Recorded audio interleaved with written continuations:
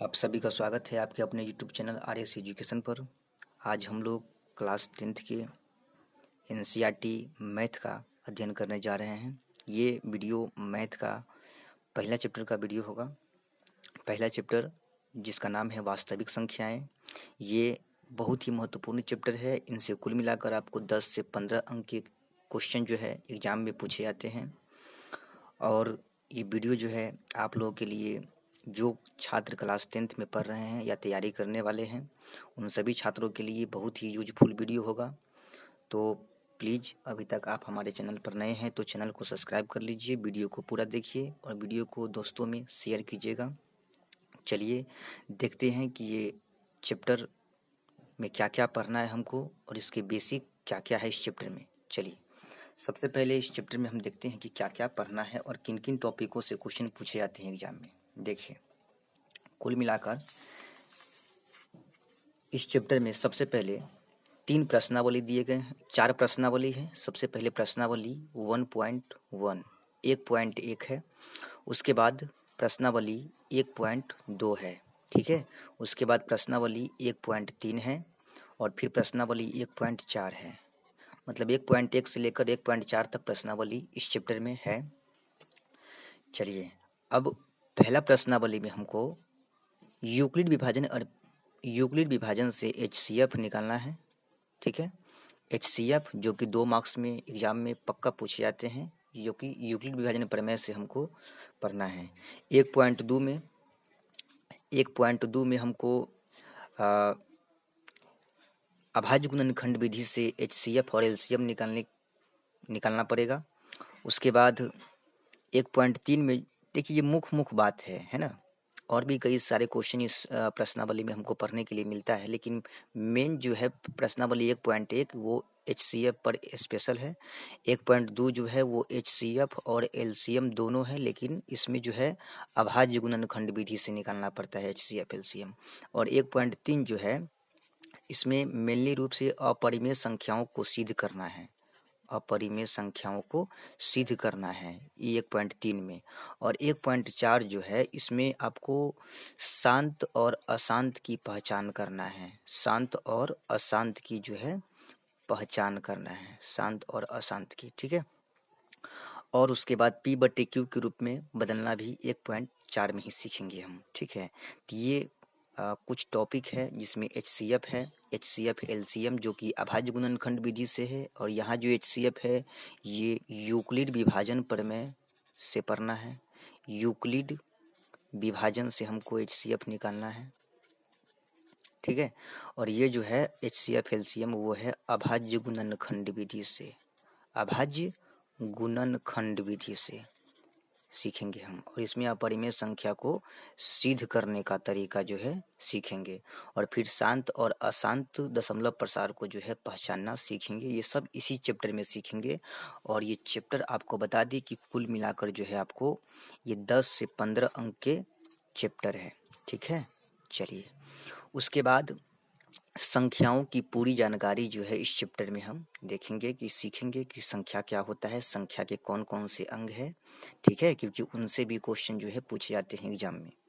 तो सबसे पहले हम पहला टॉपिक स्टार्ट करते हैं इसमें संख्या, क्योंकि चैप्टर का नाम है वास्तविक संख्याएं। तो वास्तविक संख्याएं इस चैप्टर का नाम है। तो सबसे पहले हमको संख्या के बारे में समझना पड़ेगा और फिर वास्तविक संख्या को डिटेल से समझना पड़ेगा, उसके बाद ही हम इस चैप्टर पे आएंगे। चलिए सबसे पहले देखते हैं संख्या के बारे में। देखिए संख्या संख्या पूरी डिपेंड है अंक पर, ठीक है। अंक नहीं तो संख्या नहीं। तो सबसे पहले अंक के बारे में जानते हैं। देखिए 0 से लेकर 9 तक की सभी पूर्ण संख्या को अंक कहते हैं। 0 से लेकर 9 तक की सभी पूर्ण संख्या को, 0 से लेकर 9 तक, जैसे 0 हो गया, 1 हो गया, 2 हो गया, 3 हो गया, 4 हो गया, 5 हो गया, 6 हो गया, 7 हो गया, 8 हो गया और 9, ये सभी के सभी जो है अंक कहे जाते हैं, ठीक है। और ये जो हम लिखे हैं पूर्ण संख्या क्यों लिखे हैं, क्योंकि 0 से लेकर और 1 2 3 4 5 6 7 8 9 10 11 12 और ये आगे की तरफ जो है बढ़ते जाता है, तो वो सभी पूर्ण संख्या का पार्ट है, ठीक है। उसी में से हम 0 से लेकर 9 तक काट लेते हैं तो ये सभी के सभी अंक कहे जाते हैं। देखिए अंक अकेला है, 0 अकेला है, इकाई में है, 1 भी इकाई में है, 2 भी इकाइयों में है, मतलब डबल अंक नहीं है, इसमें सिंगल सिंगल है। तो 0 से लेकर 9 तक की जितनी भी पूर्ण संख्याएं हैं उन सभी को हम लोग अंक कहते हैं। और ये वास्तविक है कि संख्या का जो निर्माण होता है वो इन्हीं 10 अंकों को मिलाकर जो है संख्या का निर्माण किया जाता है, 0 से लेकर 9 तक का। ठीक है, एक बात और हम आपको बता दें कि 0 से लेकर 9 तक में जो ये पूरा अंक है 10 गो, इसकी संख्या कितनी होती है तो टोटल 10 गो होती है, 10 अंक है पूरे। इसमें से ये जो 0 आपका है ये निरर्थक अंक है, निरर्थक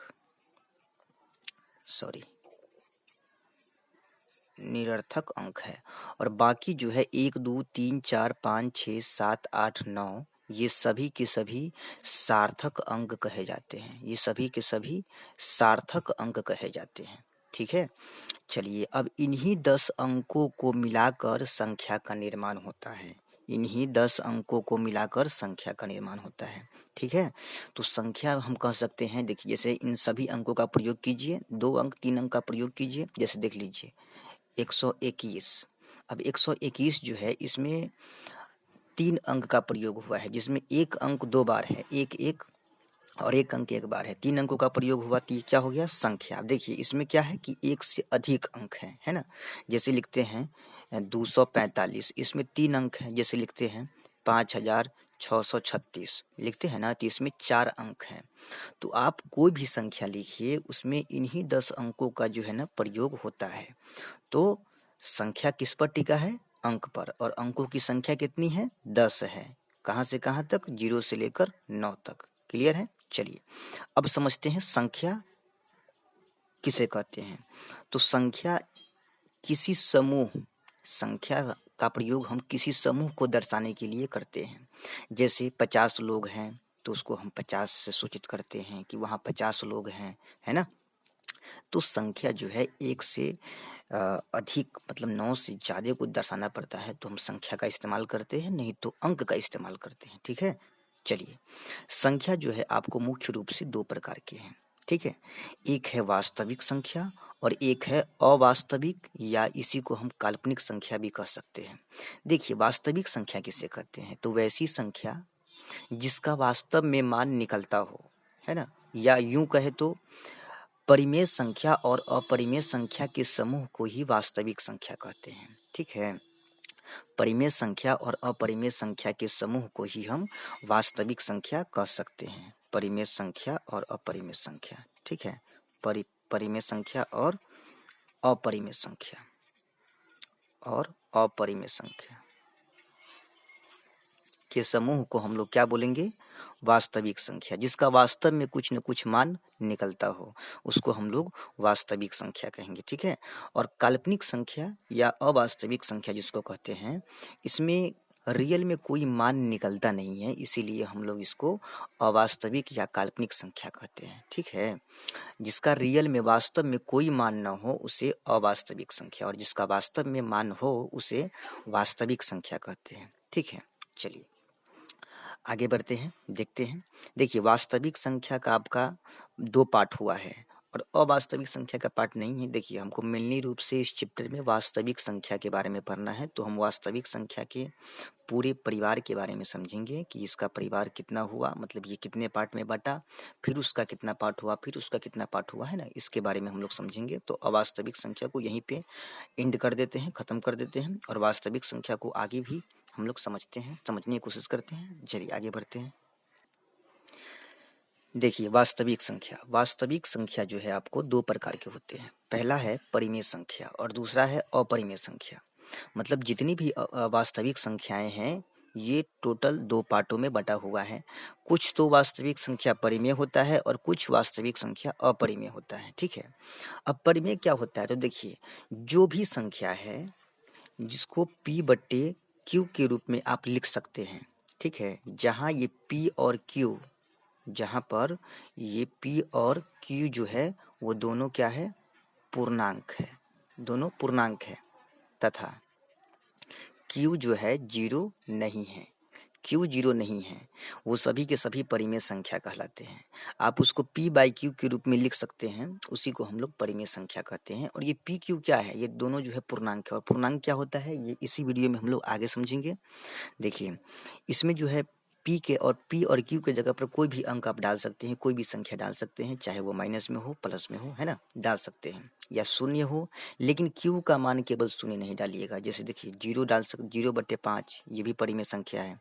आप डाल सकते हैं 2/3 ये भी परिमेय संख्या है। 7/9 ये भी परिमेय संख्या है ना। रूट में 4 ये भी परिमेय संख्या है। √2/√8 ये √3 ये भी परिमेय संख्या है ना। तो आप परिमेय संख्या को p/q के रूप में लिख सकते हैं, तो वो सभी के सभी परिमेय संख्या है। मतलब जिस संख्या को हम p/q के रूप में लिख सकते हैं वे सभी के सभी संख्या परिमेय संख्या कहलाते हैं, जिसमें p और q आपका पूर्णांक होता है और q का मान जो है शून्य के बराबर नहीं होता है। ठीक है, अगर q का मान शून्य, क्यों बोले तो बट्टा के नीचे वाला, देखिए p ऊपर होता है और q नीचे होता है। अगर मान लीजिए p का मान हम ले लेते हैं 5 और q का मान ले लेते हैं 0, तो ये क्या कहलाएगा, अपरिभाषित कहलाएगा। अपरिभाषित, अनडिफाइंड जिसको बोलते हैं, अपरिभाषित कहलाएगा, अपरिभाषित कहलाएगा।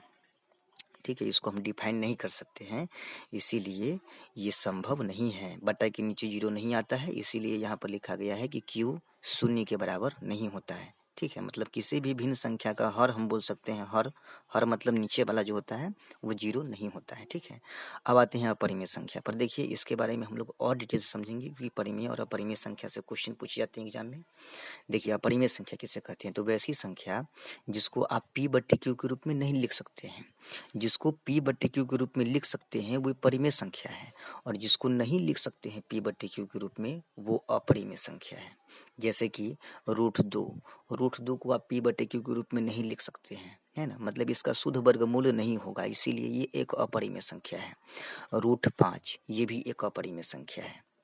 क्यों, क्योंकि देखिए इसको हम p/q के रूप में नहीं लिख सकते हैं, इसीलिए ये एक अपरिमेय संख्या है। जैसे में आ गया आपका पाई एक अपरिमेय संख्या है, क्योंकि पाई का वैल्यू जो है आज तक किसी ने भी निकाल नहीं पाया है। ठीक है, इसीलिए पाई भी क्या है, अपरिमेय संख्या है। उसके बाद आपका आ गया √7, बहुत सारी संख्या है जो कि आपका अपरिमेय संख्या है। ठीक है, उम्मीद करते हैं कि आप लोग को समझ में आ रहा होगा।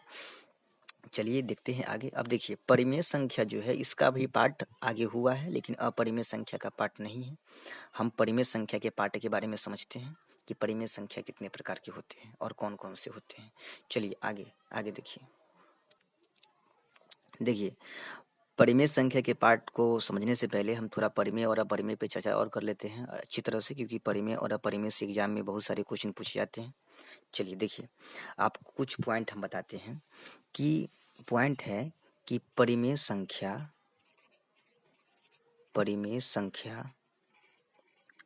तथा अपरिमेय संख्या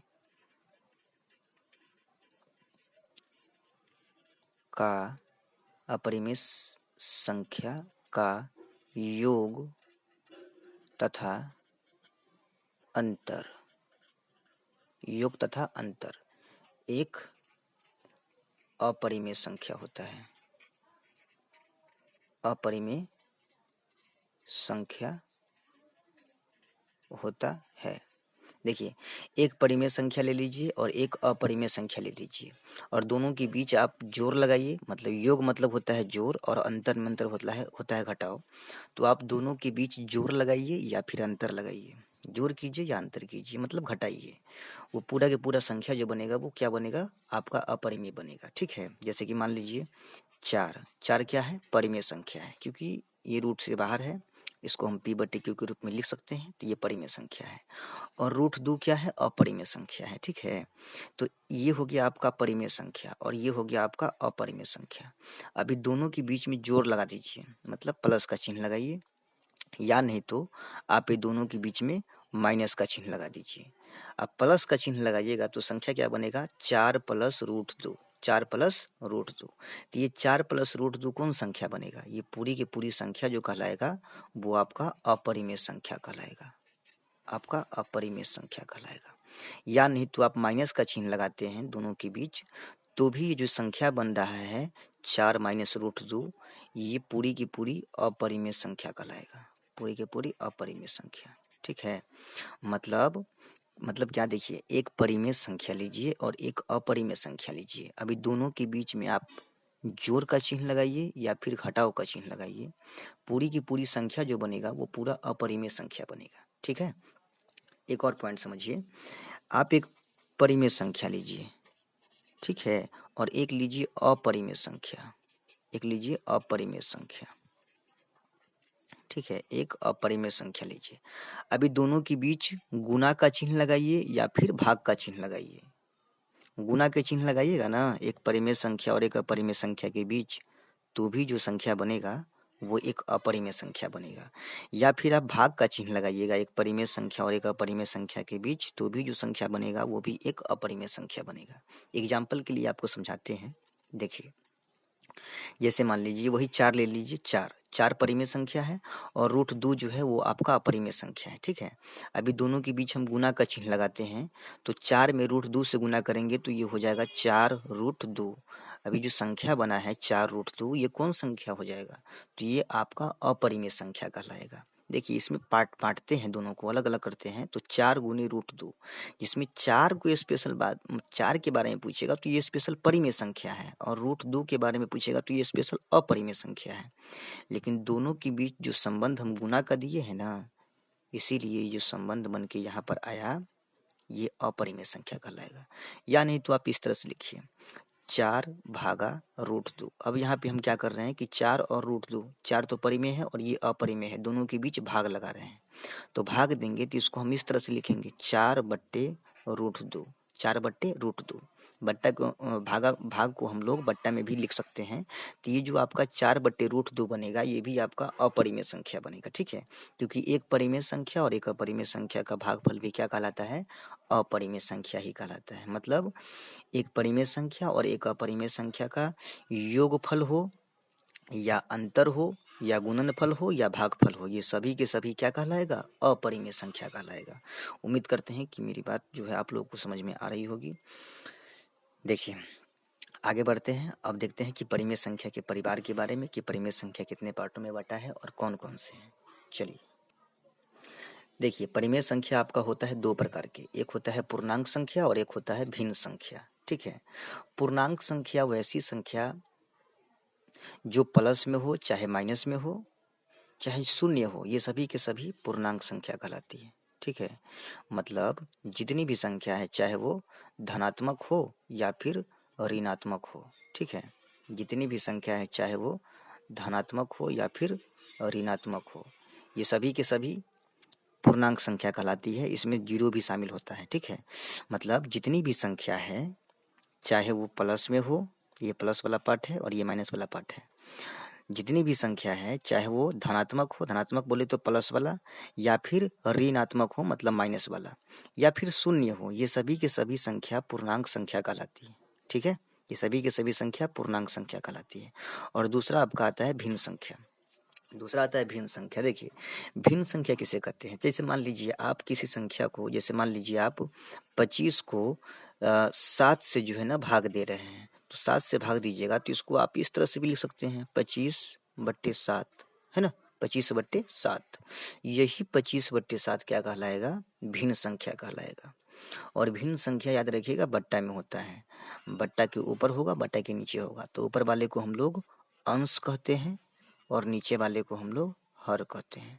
तो भिन्न संख्या कभी भी आपका जो है अंश बटे हर के रूप में होता है। ठीक है, जैसे मान लीजिए किसी संख्या में आप, जैसे मान लीजिए किसी पूर्णांक a में पूर्णांक b से यदि भाग देते हैं तो इसको हम क्या लिख सकते हैं, a/b लिख सकते हैं ना, तो यही a/b भिन्न संख्या कहलाता है। ठीक है, यही a/b जो है ना भिन्न संख्या। देखिए भिन्न संख्या 2 टाइप का होता है, कुछ भिन्न संख्या दशमलव में होता है, कुछ भिन्न संख्या दशमलव में नहीं होता है। तो जो भिन्न संख्या दशमलव में लिखा रहेगा उसको हम लोग दशमलव भिन्न कहते हैं, जैसे 2.4, 3.9, 0.02, ये सभी के सभी जो है आपका दशमलव भिन्न है, दशमलव भिन्न है, क्योंकि ये सभी के सभी में जो है ना दशमलव लगा हुआ है, इसीलिए ये सभी के सभी भिन्न दशमलव भिन्न कहाएगा। ठीक है। और एक होता है साधारण भिन्न। साधारण भिन्न, साधारण भिन्न कैसा होता है? जिसमें पॉइंट न लगा हो, जैसे 2/3 है ना, 7/5 है ना, 3/8, यानी तो 0 2 दे देते हैं यहाँ पे, 2 हो गया आपका, 12 हो गया। ये सभी के सभी जो है साधारण भिन्न है, क्योंकि इसके नीचे में कुछ नहीं है, एक है ना, तो हो गया ना अंश बटे हर के रूप का।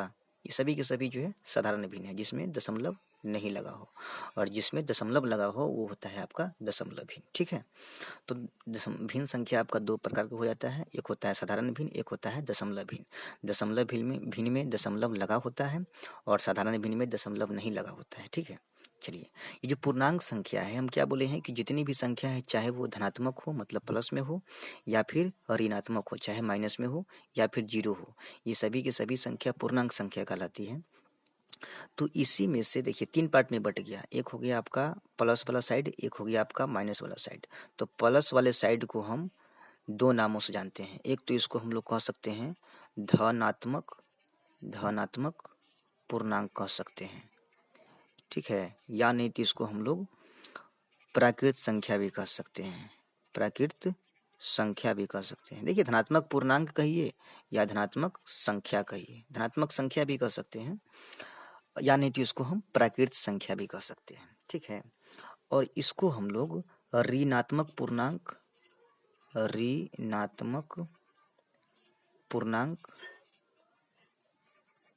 या ऋणात्मक संख्या भी कह सकते हैं। ठीक है, और ये हो गया आपका शून्य मतलब जीरो, इसको तो शून्य कहते हैं, ये तो पते होगा आप लोगों को, है ना, जीरो हो गया। देखिए, पूर्णांक संख्या आपका 3 पार्ट में बट गया। यहाँ से देखिए, एक हो गया प्लस वाला साइड, जिसको हम लोग धनात्मक पूर्णांक या धनात्मक संख्या कहते हैं, और इसी को हम लोग प्राकृत संख्या भी कह सकते हैं, क्योंकि प्राकृत संख्या मतलब होता है गिनती का संख्या, मतलब गिनती की संख्या, गिनती की संख्या। अब आप सोचिए कि आप जब गिनती पढ़े थे तो गिनती कहाँ से पढ़े थे, मतलब स्टार्टिंग कहाँ से किए थे, गिनती सीखे थे बचपन में, तो गिनती स्टार्ट जो है ना 1 से किए थे, 1 2 3 है ना, इसी तरह से हम सीखते गए थे, 100 1000 10,000 लाख करोड़ है ना, अनंत तक सीखते गए थे। तो उसी गिनती को हम लोग क्या बोलते हैं, प्राकृत संख्या बोलते हैं। और याद रखिएगा, जब हम गिनती सीखे थे तो वो प्लस में ही सीखे थे, इसीलिए प्लस वाले पार्ट को ही प्राकृत संख्या यानी कि धनात्मक पूर्णांक को ही प्राकृत संख्या कहते हैं। ये 1 से शुरू होता है, याद रखिएगा, 1 से, न कि 0 से। गिनती जो है ना 1 से शुरू होता है। उसके बाद ये जो माइनस वाला पार्ट आपका हो गया, इसको हम लोग ऋणात्मक पूर्णांक या ऋणात्मक संख्या कहते हैं। ठीक है, तो प्राकृत संख्या समझ में आ गया, गिनती की संख्या को हम लोग प्राकृत संख्या कहते हैं, और ये स्टार्टिंग जो होता है वो आपका 1 2 3 4 मतलब इसी तरह से बढ़ते जाता है। देखिए, इसी प्राकृत संख्या में, प्राकृत संख्या को हम लोग नेचुरल नंबर कहते हैं। तो प्राकृत संख्या बोले तो गिनती की संख्या। ठीक है, और इसी गिनती की संख्या में, माने गिनती में तो शून्य नहीं आता है, 1 से स्टार्ट होता है ना, गिनती जो स्टार्ट होता है वो आपका 1 से स्टार्ट होता है, और 1 2 3 4 5 6 7 8 है ना, इसी तरह से बढ़ते जाता है। उसी गिनती में जो है ना, जीरो को जब लगा दीजिएगा, जीरो को लगा के तब गिनती कीजिएगा, तो कैसे गिनती कीजिएगा, तब कीजिएगा आप 0 से, 0 1 2 3 है ना, इस तरह से कीजिएगा। तो जब गिनती की संख्या में 0 भी शामिल हो जाएगा ना, तो इसको हम लोग प्राकृत संख्या नहीं बोलेंगे, इसको तब बोलेंगे हम लोग पूर्ण संख्या। इसको बोलेंगे पूर्ण संख्या। क्यों? क्योंकि इसमें 0 भी आ गया है ना। तो जब गिनती की संख्या में मतलब प्राकृत संख्या में 0 को मिला लिया जाए, तो ये पूरी की पूरी संख्या क्या कहलाएगा, पूर्ण संख्या कहलाएगा। ठीक है, उम्मीद करते हैं कि आप लोग को समझ में आ रहा होगा। अब समझिए, देखिए, धनात्मक पूर्णांक या प्राकृत संख्या किसे कहते हैं। धनात्मक पूर्णांक या प्राकृत संख्या, तो अभी हम बात किए थे ना, प्राकृत संख्या मतलब गिनती की संख्या, और गिनती की संख्या स्टार्ट होता है 1 से, और 1 2 3 4 5 6 7 8, और ये कहाँ तक जाता है, अनंत तक जाता है।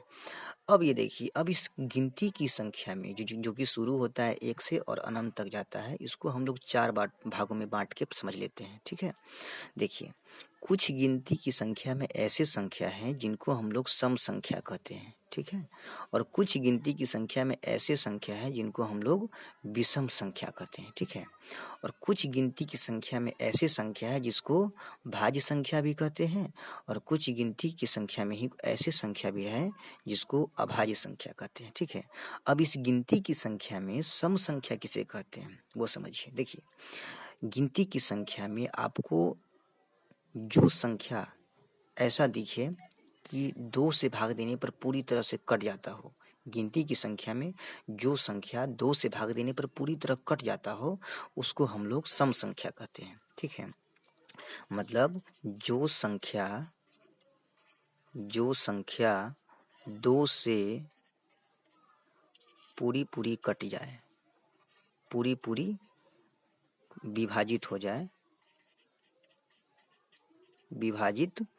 जाए, उसे क्या कहेंगे? उसे सम संख्या कहेंगे। अब गिनती की संख्या कहाँ से होता है? स्टार्ट 1 से। तो आप जरा सोचिए कि क्या 1 जो है 2 से कटेगा पूरी तरह से? 1 जो है 2 से कटेगा पूरी तरह से? नहीं कटेगा। तो 1 आपका सम संख्या नहीं हुआ। सम संख्या में उसी को शामिल करना है जो 2 से पूरी तरह कटे। तो 2 से कटने वाला पहला संख्या जो है गिनती की संख्या में, वो आपका 2 ही है, पहला, ठीक है। क्योंकि गिनती स्टार्ट तो 1 से होता है, तो 1 तो आपका कटेगा नहीं 2 से, तो 1 तो आप शामिल कीजिएगा नहीं सम में, तो किसको कीजिएगा? तो 1 के बाद आता है 2, तो 2 आपका कटेगा 2 से, तो पहले आप 2 को शामिल कीजिए, है ना। उसके बाद 2 के बाद आपका आता है 4, क्योंकि 3 भी आपका 2 से नहीं कटने वाला है, तो आता है 4।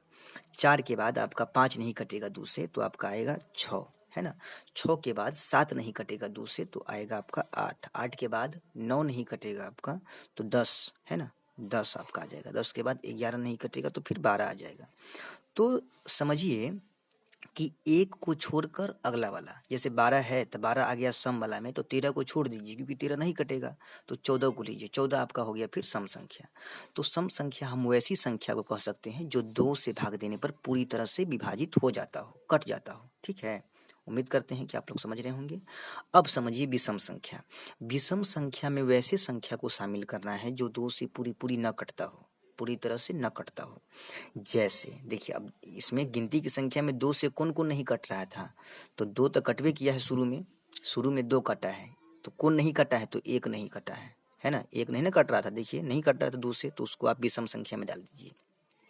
उसके बाद 1 के बाद 2 तो कट रहा था, तो उसको हम सम में जाने दिए हैं। तो 3 नहीं कट रहा था, तो 3 को जाने देंगे हम विषम में, क्योंकि इसमें जो संख्या 2 से न कटेगा, है ना, जो संख्या 2 से न कटे, 2 से न कटे, ठीक है, 2 से न कटे, उसको हम विषम संख्या में डालेंगे। तो 1 आपका हो गया, उसके बाद 3 हो गया, उसके बाद 4 तो कटवे करता है 2 से, तो सम में आ गया। 5 नहीं कटेगा तो उसको विषम में डाल देंगे, ठीक है। उसके बाद 6 कटेगा, 7 नहीं कटेगा तो उसको विषम में। उसके बाद 8 कटेगा, 9 नहीं कटेगा तो 9 को डाल देंगे विषम में। 10 कटेगा, 11 नहीं कटेगा तो उसको विषम में। मतलब जो सम वाले ग्रुप में रहेगा वो विषम वाले ग्रुप में नहीं होगा। क्यों? क्योंकि सम वाला ग्रुप में वैसी संख्या को रखा जाता है जो 2 से पूरी कटता है, और विषम वाले ग्रुप में वैसी संख्या को रखा जाता है जो 2 से नहीं कटता है ना। चलिए, उम्मीद करते हैं कि आप लोग को समझ में आ रहा होगा। इसके बाद होगा 13, 15, 17, 19, 21, 23, है ना, उसी तरह से बढ़ते जाएगा। और इसमें जो बात करते हैं तो 12 के बाद 14 होगा, 16 होगा, 18 होगा, 20 होगा, है ना, एक के छोड़कर एक। चलिए आगे बढ़ते हैं, देखते हैं भाज्य संख्या। देखिए, भाज्य संख्या किसे कहते हैं? बहुत विद्यार्थी कंफ्यूज हो जाता है। सम संख्या, विषम संख्या, भाज्य संख्या, अभाज्य संख्या, चारों को समझने में कन्फ्यूजन पैदा होती है, इसीलिए इसको ध्यान समझिएगा। सम विषम में केवल 2 से कटने की बात चल रही थी कि जो संख्या 2 से कटेगा पूरी तरह वो सम हो जाएगा, और जो संख्या 2 से नहीं कटेगा पूरी तरह वो विषम हो जाएगा, है ना। सम विषम में इसी की चर्चा हो रही थी। लेकिन